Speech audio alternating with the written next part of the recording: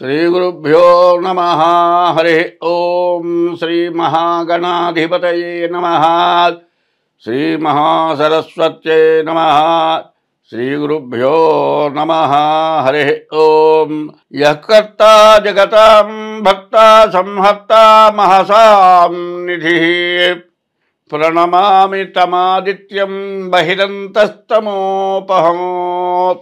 यः कर्ता ఎవరు కర్త, సంహర్త అందరినీ సంరక్షించేవాడు, మహాసాంనిధి ఈ ప్రపంచానికి అందరినీ కూడా రక్షించేటువంటి నిధి లాంటి వాడు. సంహర్త మహాసాంనిధి ప్రణమామి తమాదిత్యం బహిరంతస్తమోపహం. అటువంటి భగవానుడికి నమస్కారం చేస్తూ ఉన్నాను.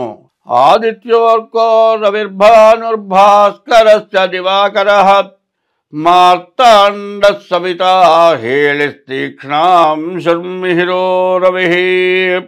ప్రపంచానికి మొత్తానికి కూడా సూర్యులు అనేటువంటి వాళ్ళు 12 మంది ఉన్నారు. ఈ 12 మంది సూర్యులు ఎవరంటే మేషం దగ్గర నుంచి మీనాల వరకు 12 రాశులకు సంబంధించిన వారే అని చెప్పాలి. సరిగ్గా ఆలోచిస్తే 25వ సంవత్సరం మార్చి నెల వృశ్చిక రాశి ఫలితాలు. మేష వృశ్చికయోర్భౌమః. వృశ్చిక రాశికి కుజుడు అధిపతి. ప్రాణకంటకుడు. దెబ్బలు తగలటానికి కానీ ప్రాణాలు పోవటానికి కానీ చాలా ఎక్కువ సమస్యలు కనబడుతూ ఉన్నాయి. కాబట్టి వృశ్చిక రాశి వాళ్ళు చాలా జాగ్రత్త పడాలి. అనవసరమైన యాక్సిడెంట్లు అవ్వడానికి అవకాశం ఉంది. నడుస్తూ నడుస్తూ పడిపోయి దెబ్బలు తగిలే లక్షణాలు ఉన్నాయి. వీటి నుంచి బయటపడాలి. అర్ధాష్టమంలో శని, అష్టమంలో కుజుడు. చాలా చెడు టైం ఇది. దీన్ని మించిన చెడు టైం వేరే లేదు. కాబట్టి ఈ రాశి వాళ్ళకి మంచంటూ దాదాపు ఏ కోసమందు కనపట్ల. ప్రమాదకరమైనటువంటి సమయం. ఈ సమయాన్ని జాగ్రత్త పడాలి. ఇప్పుడు ఏదన్నా తగిలింది అంటే మాత్రం జీవితంలో కోలుకుండే పరిస్థితి లేదు. కానీ వివాహం కావడానికి మంచి అవకాశం ఉంది.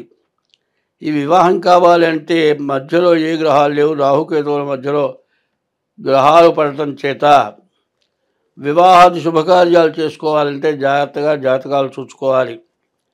మరి షష్టాష్టకాలు చూడాలి. కాలసర్పదోషం, కుజదోషం ఇట్లాంటివన్నీ కూడా చూసుకోవాలి. ఇవన్నీ చూసి జాగ్రత్తగా జాతకం చూపించుకొని వివాహం చేసుకోవాలి. ఇట్లా కాకుండా ఏమాత్రం తేడా వచ్చినా మాత్రం ఇబ్బంది పడతారు. ముందు మీ డేట్ ఆఫ్ బర్త్ ద్వారా జాతకం చూపించుకోండి.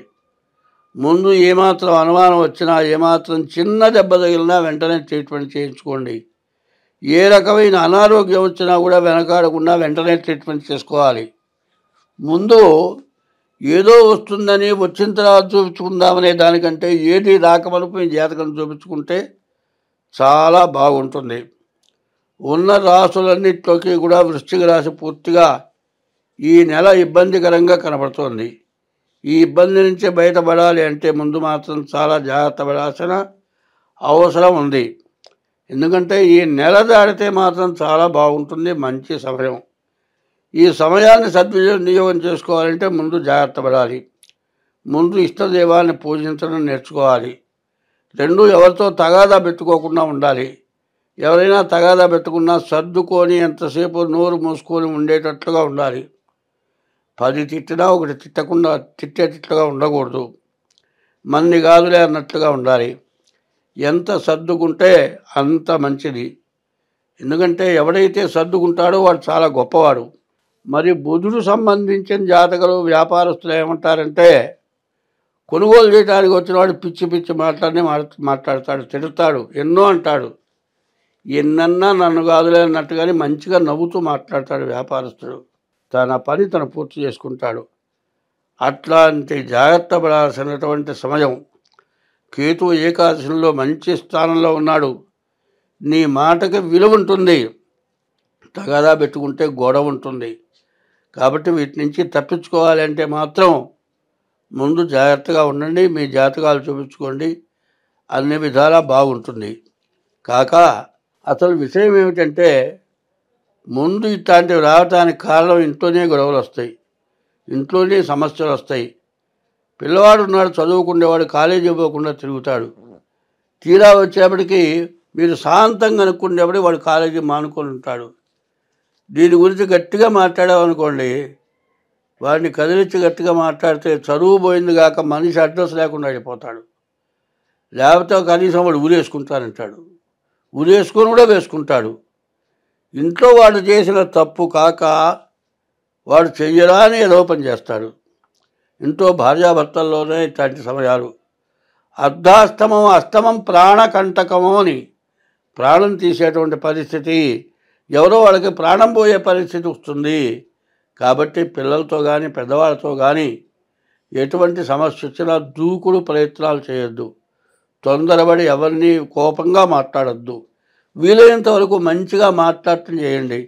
మంచిగా మాట్లాడిన కొద్దీ మీ పనులన్నీ అవటానికి బాగా మంచి టైము. తర్వాత కేతువు బాగున్నాడు కాబట్టి మీరు ఎంత మంచిగా చెబితే అంత మంచిగా ముందుకు వెళ్ళగలుగుతారు. ముందుకు వెళ్ళటానికి వీలు లేకుండా అగాధమైనటువంటి సమస్య ఇది. ఈ సమస్య నుంచి బయటపడాలి అంటే ఎవరికి ఎటువంటి సమస్య రాకుండా ఉండాలన్నా అందులో ప్రేమ వివాహాలు బయలుదేరే లక్షణాలు ఉన్నాయి. ఎవరైనా ప్రేమించి మేము పెళ్లి చేసుకుంటామంటారు. అప్పటిదాకా నేను ఈ పిల్లని తప్పితే వేరే పిల్లని చేసుకోను అన్నదాకా మీకు తెలియదు. మేమిద్దరమే పెళ్లి చేసుకుంటాం, లేకపోతే మేము ఇద్దరం చేస్తామంటారు. అట్లాంటి సమస్యలు కొన్ని వస్తాయి. వీటి నుంచి తప్పించుకోవాలంటే నెల టైపు ఎంత జాగ్రత్త పడతారో మీ ఇష్టం. ఇంత జాగ్రత్త పడటమే కాకుండా దైవబలాన్ని సంపాదించాలి. దైవబలాన్ని సంపాదించాలంటే మీ జాతకం చూపించుకోవాలి. మీ జాతక రీత్యా గ్రహాల పూజలే కాకుండా ఏ దేవుడు పూజ చేస్తే ఇటువంటి విషమ సమస్యల నుండి బయటపడతారో చూడాలి. ఏ దేవతా పూజ చేయాలో చెబుతాము. అటువంటి పూజ చేసుకోండి.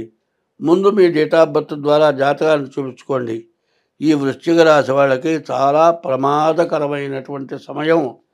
ఈ సమయం నుంచి అర్ధాస్తమ శని, అష్టమ కుజుడు, అర్ధాస్తమంలో శని మరి డిసెంబర్ 30కి మారబోతున్నాడు. ఈ టైంలో వచ్చేటువంటి సమస్య నుండి మీరు బయటపడాలంటే చాలా కష్టమైన టైము. ఈ రాశి వాళ్ళు ప్రతి సోమవారం కూడా ఈశ్వరుడికి అభిషేకం చేసుకోండి.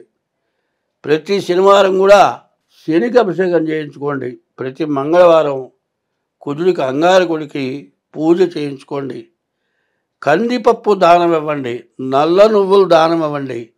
శివాలయంలో మారేడు దళాలో ఆవు పాలు తీసుకెళ్ళి అభిషేకం చేయించుకోండి సోమవారం. ఇది తప్పనిసరిగా ఈ 4 వారాలు మార్చి నెల మొత్తం జాగ్రత్త పడండి. ఫిబ్రవరి నుంచే జాగ్రత్త పడటం మంచిది. ఇట్లా చేయటమే కాకుండా మీ జాతకం చూపించుకోవడం చాలా అవసరం. తర్వాత వివాహాది శుభకార్యాల్లో ఎక్కడ తొందర పడద్దు.